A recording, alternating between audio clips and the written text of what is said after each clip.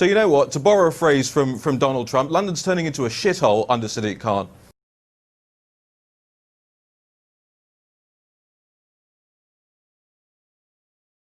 Raheem Kassam is the editor of Breitbart London. He joins me now from Washington. And many thanks indeed for joining us this evening.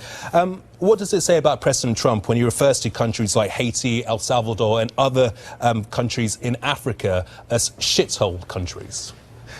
Well, I suppose we'll start with the fact that he's denying having used that language. This is following a meeting in the Oval Office with some Democrats who had just been informed that they weren't getting an amnesty deal for illegal immigrants. So I'm not entirely sure of how reliable it is. Well, he's denying the use of that language, but Democrat Dick Durbin has been a Democrat, has been in Congress for 20 years, said that President Trump did use that language. Are you saying that he's lying? No, I'm just trying to put it in context for you. Personally, I hope he did use that language, Gamal. I think it shows a frankness, a willingness to have a conversation that isn't sort of varnished with political correctness. He wants to know why America has a big illegal immigration problem. Let's not forget, the OECD puts out statistics every year, the United Nations, Transparency International, all the corruption indexes. They put out statistics every year that show that there are a handful of countries out there in the world that are pretty bad. I mean, you know, I don't want to use the word on air, pretty but bad you is can very describe different them as to what describing a country as being a well, shithole. look, if you want me to say it, they are shitholes. You know, Gamal, it is the case. There's no getting around it. And he's not saying that they are because, you know, they're bad people there or anything like that. It might be due to corrupt regimes. It might be due to factors out of the control, environmental factors. There might be education problems there. But there are countries that you and I wouldn't want to go on holiday in and sun ourselves in. And I think that's what he's getting at.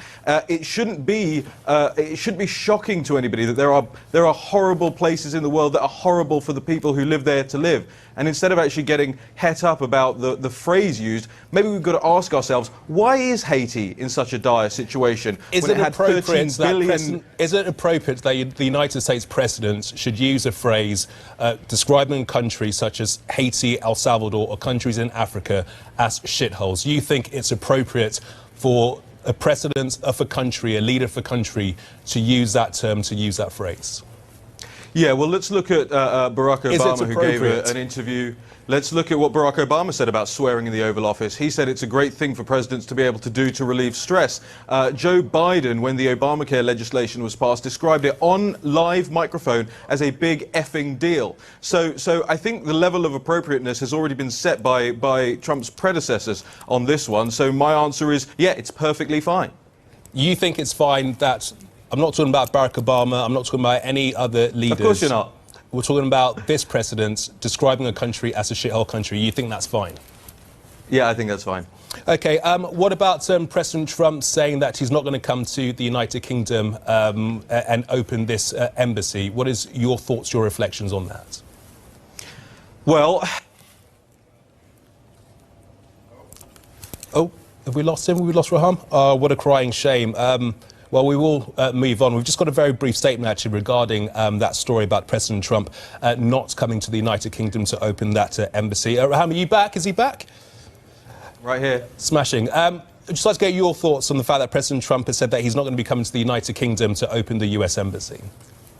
Yes, well, I don't blame him. You know, you have a situation whereby Sadiq Khan, as the mayor of London, has really been tub-thumping, trying to get President Trump not to attend, said multiple times he's not welcome in the capital, really fomenting a situation where you might have some riots or street protests if the president came to open that embassy. By the way, I think the president's wrong when he says that the embassy in South London is a bad deal. I think firstly, it wasn't Obama who approved that embassy. It was George W. Bush who approved that embassy. Secondly, it didn't cost the American taxpayer anything because they actually sold off a bunch of buildings to pay for it. So I think he is wrong on that. I think he should have come out and told the honest truth, which is that he doesn't particularly want to visit Sadiq Khan's London, which is the acid attack capital of the world per capita, where you have in the last year soaring knife crime, soaring burglary, soaring rape, soaring youth homicide. And Sadiq Khan seems to be concerning himself more with matters of state, which he isn't elected to do, than actually solving the situation of crime in London, and it is soaring. And I have to say this, and you'll excuse me for being churlish about it, but places like Sky News and the BBC and all the best and brightest journalists in the country are not covering this. What do you mean?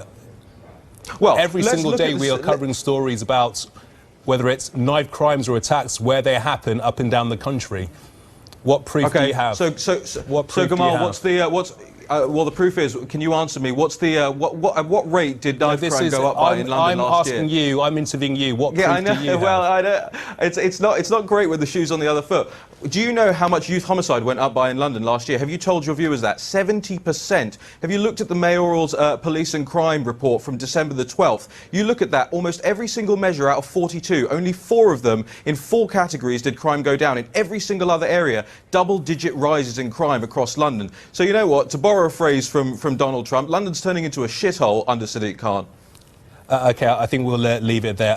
Raheem Kassem, the editor for Breitbart, thanks for joining us this evening. Cheers. No, I don't think it's fair at all. No, I won't have people be rude to me.